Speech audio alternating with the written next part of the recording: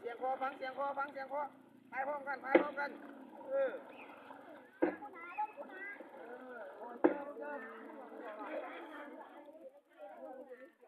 เลี้ยงไว้ก่อนเถอะ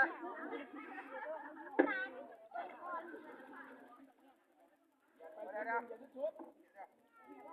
เอาบุญเก่าๆไม้เป็นแบบก่อนไป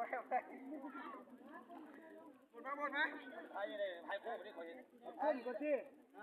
ก้มก่อนให้ไปจับตาก่อนไอ้ไม่คนยืนไอ้เลยเอา1 2 1 2ก็ได้นะยก1 2ยก1 2กันก็ได้นะจะมากับเจ้าพายดอกพ่อพายเลยนี่เบื้องนี่ไปทางไว้บนไว้พายก่อนทำเสียงพายนี่